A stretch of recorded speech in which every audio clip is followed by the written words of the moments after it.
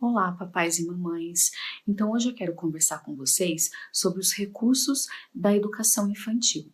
Então, nós dividimos esses recursos em três tipos: os recursos inferiores, medianos e superiores. Os recursos inferiores são aqueles ligados a um modelo mais tradicional de educação, né? Que é aquele que utiliza a punição, o castigo, o bater, o gritar, ou seja, uma forma mais agressiva de educar. Porém, esse método, ele não é eficaz, porque a criança ela não consegue aprender, ela não consegue entender quais são as consequências dos comportamentos dela.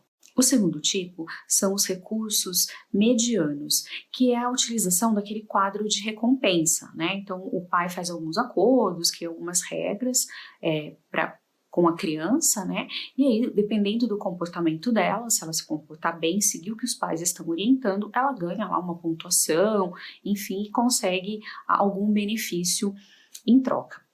Esse recurso, ele não é tão inadequado quanto um recurso inferior, mas ele também não é muito eficiente. Então, ele deve ser utilizado com muita cautela, somente depois que os pais utilizaram todos os recursos superiores sem obter nenhum sucesso. Eu já vou falar quais são esses recursos, né?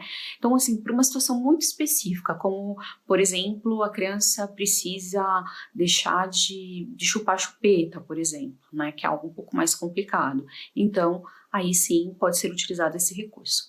E por fim, os recursos superiores são aqueles que utilizam a comunicação assertiva, a comunicação não violenta, como nós já conversamos sobre isso.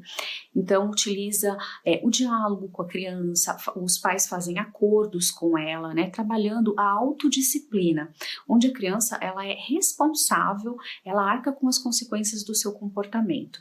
Então, por exemplo, se a criança ela quebrou um objeto, né? Então os pais disseram que não era para ela mexer, enfim, ela foi lá, mexeu e quebrou aquele objeto. Então, os pais devem explicar para ela, né, o que aconteceu, né, a consequência dela não seguir aquela orientação e educá-la, por exemplo, pedindo para ela consertar aquele objeto ou, por exemplo, se ela tem uma mesada, né, comprar um objeto novo com o dinheiro dela. Então, a consequência do comportamento dela tem que ser algo lógico e uma consequência natural, né? Então, tem que ter relação com aquilo que aconteceu. E não, por exemplo, você quebrou, você não me obedeceu, você quebrou a jarra, enfim, quebrou o copo, então agora você vai ficar uma semana sem jogar videogame. Então, isso não vai fazer sentido para ela não vai aprender, né, e deixar de repetir aquele comportamento. Tá? Então, esse recurso superior, ele está muito ligado à disciplina positiva, que é uma teoria americana que eu gosto bastante, né, assim, utilizo na minha metodologia de trabalho. Então, eu sempre vou estar trazendo, né, assuntos relacionados à disciplina positiva. Então, aguardem, em breve, acho que ainda essa semana, eu vou falar um pouquinho sobre quais são os tipos de pais. Ok? Então aguardem as novidades e até mais!